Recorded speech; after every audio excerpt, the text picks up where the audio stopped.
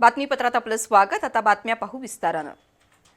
गेल्या काही दिवसांपासून राज्यात उन्हाच्या झळा तीव्र बनल्या असून गेल्या 2 दिवसांपासून तर उष्णतेचा कहर झालाय। विदर्भात 45 डिग्री सेल्सिअस पर्यंत तापमान गेलं असून उन्हामुळे राज्य अक्षरशः भाजून निघतंय। दरम्यान 29 एप्रिल ते 2 मे पर्यंत पुन्हा पाऊस पडण्याचा अंदाज हवामान खात्यानं वर्तवलाय। त्यामुळे उकाडा कमी होण्यासाठी एप्रिल महिना संपण्याची वाट पाहावी लागणार आहे। राज्यात सध्या उन्हाचा तडाखा तीव्र झाला असून राज्यभरात उष्णतेची लाट कायम आहे। अनेक भागांमध्ये तापमान 40 अंशांच्या पुढे गेलं असून नागरिक उकाड्यामुळे अक्षरशः हैराण झालेत। विदर्भ, अकोला या ठिकाणी तापमानानं 45 गाठली असून अन्य जिल्ह्यांमध्येही वातावरणानं 40 डिग्री सेल्सिअसचा टप्पा गाठलाय। कोल्हापुरातही तापमान 40च्या उंबरठ्यावर आहे, त्यामुळे सकाळी 9 वाजल्यापासूनच उन्हाच्या तीव्र झळा बसत आहेत। दुपारच्या वेळेस तर कडक उन्हामुळे अंगाची लाही होतीये। अजून काही दिवस हा असह्य उकाडा सहन करावा लागणार आहे।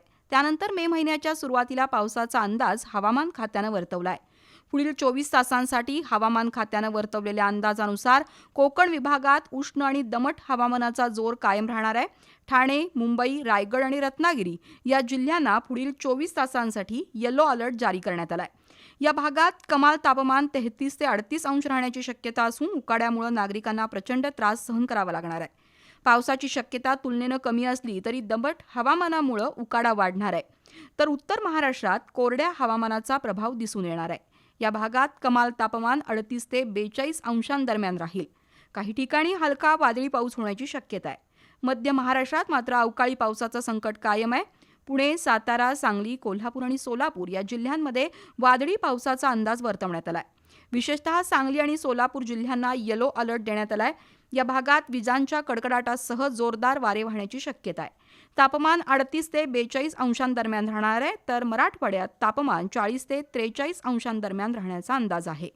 विदर्भात उष्णतेची तीव्र लाट अधिकच वाढणार आहे। एकूणच राज्यात सध्या उष्णता आणि पावसाचं दुहेरी संकट दिसून येत आहे। काही जिल्ह्यांना उष्णतेचा तर काहींना वादळी पावसाचा येलो अलर्ट देण्यात आलाय। कडक उन्हाच्या पार्श्वभूमीवर हवामान विभागानं नागरिकांना दुपारच्या वेळेत बाहेर पडताना काळजी घेण्याचा सल्ला दिलाय। मे महिन्याच्या पहिल्या आठवड्यापासून राज्यात पावसाची शक्यता असल्यानं पुढील काही दिवस नागरिकांना उकाडा सहन करावा लागणार आहे।